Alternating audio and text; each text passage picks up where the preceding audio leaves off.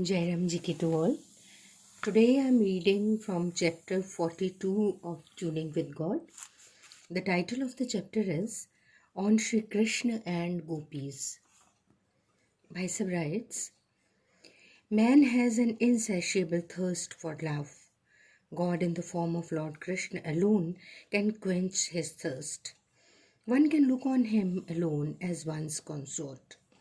One cannot imagine this relationship with God in any other form. The Gopis are an A1 example.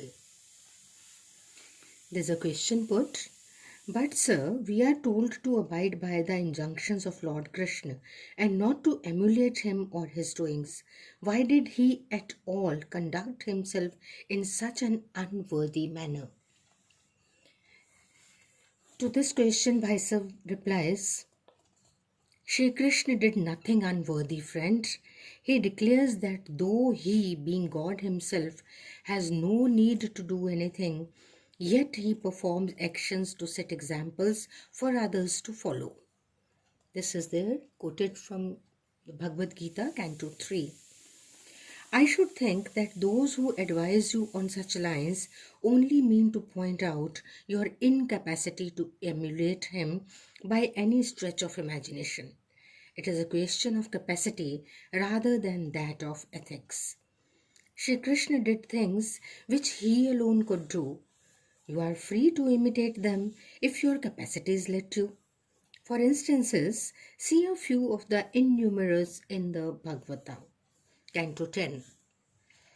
First, he appeared before his parents as the Lord of the universe and then turned into as if a newly born babe, chapter 3. Not that he took birth from his mother, the mother delivered only heir, says Brahmavaivat Puran.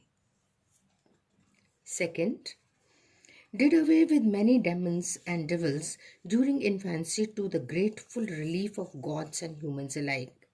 The demons and devils won salvation as they had come into contact with God himself. This is quoted from chapter 6 of Bhagavad. Third, lifted a hill on a fingertip for 7 days on end.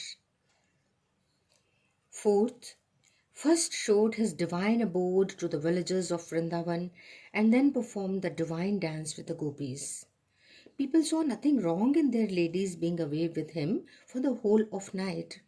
Also, he assumed as many forms as was the number of the gopis. Fifth, drank devastating fire many a times. Sixth, a demon king had in his custody 16,100 princesses.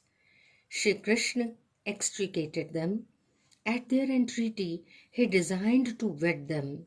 Otherwise, such ones were not acceptable to society. He assumed as many forms as their number and lived with each one of them separately. No spouse could feel neglected for the sake of the others. This way, he was as much Ek Patni Vrati as Maryada Purushottam, Lord Ram was. 7th, brought many dead children back years after their demise from the abode of death. 8th, lived for about 125 years on the earth. He looked refreshingly young ever. No signs of middle age or old age. He left this world for his celestial abode like a modern man flying from one airport to only to land at another, leaving no such thing as a physical body behind.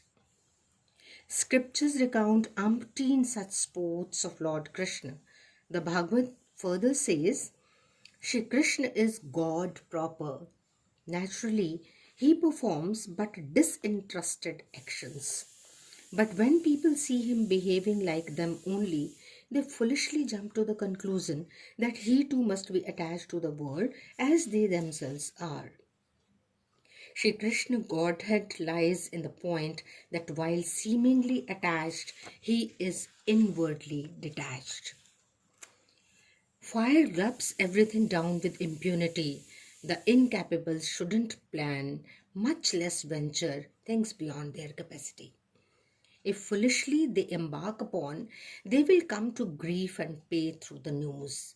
Lordship drank of the deadly poison.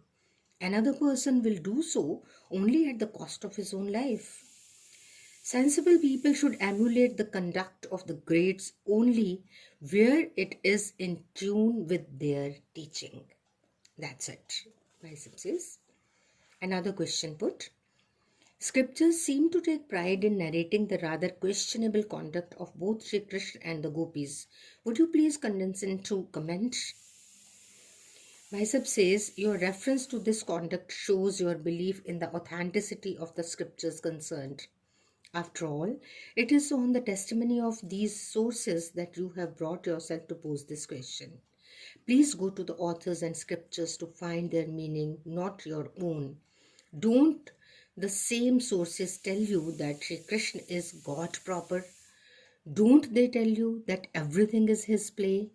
When you appreciate Sri Krishna is God himself, you will see that he can do no evil. Know all doubts on him, then die down of their own.